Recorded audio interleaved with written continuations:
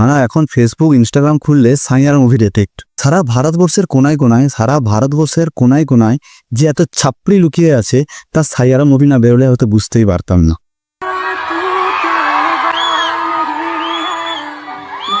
এদের ছাপড়ি বললেও ভুল হবে, এরা হলো মহান ছাপড়ি। এরা এতটাই ইমোশনাল হয়ে গেছে যে এরা সিনেমা হলে গিয়ে জামা খুলে পাগলা চোদার মতো আচরণ করছে। বলছি এই সময় সিকিউরিটি গুলো কি করছে? এদের পাছায় দুটো লাঠির ঘা দিয়ে সিনেমা হল থেকে বের করে দিতে পারছে না?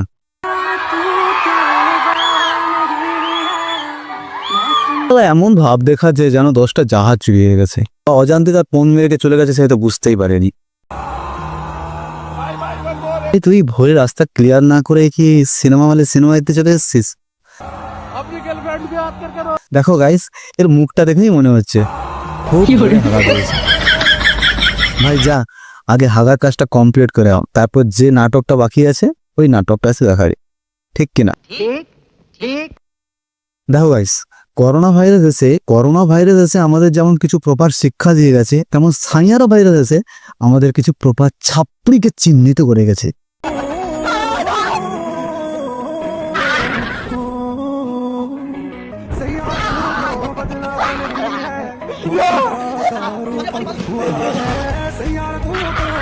এদের থেকে দূরে থাক না।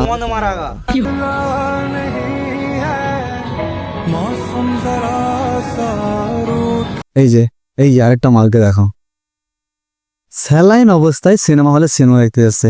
ভাই এরকম স্যালাইন অবস্থায় কে সিনেমা হলে সিনেমা দেখতে আসে? ভাই তুই যা, আগে বাড়িতে যা, বাড়িতে গিয়ে বাড়ির লোককে গিয়ে বল যে আমি মানসিকভাবে অসুস্থ, আমাকে ইমিডিয়েটলি পাগলা গাড়াতে দিয়ে আসার ব্যবস্থা করো।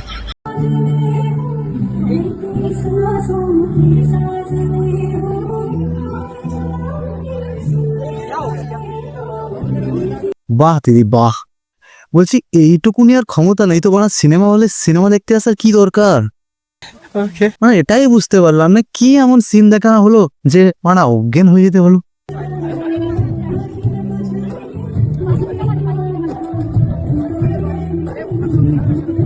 আবার বাণীকে কপি করছে না তো? দেখ ভাই, বাণীকে কপি করছিস কর, বাণীর মতো সব যদি আবার ভুলে যাস তাহলে কিন্তু বিশাল বড় সমস্যার সম্মুখীন হতে হবে।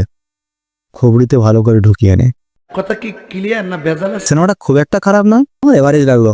তোমাদের কেমন লাগলো কমেন্টে অবশ্যই জানিও।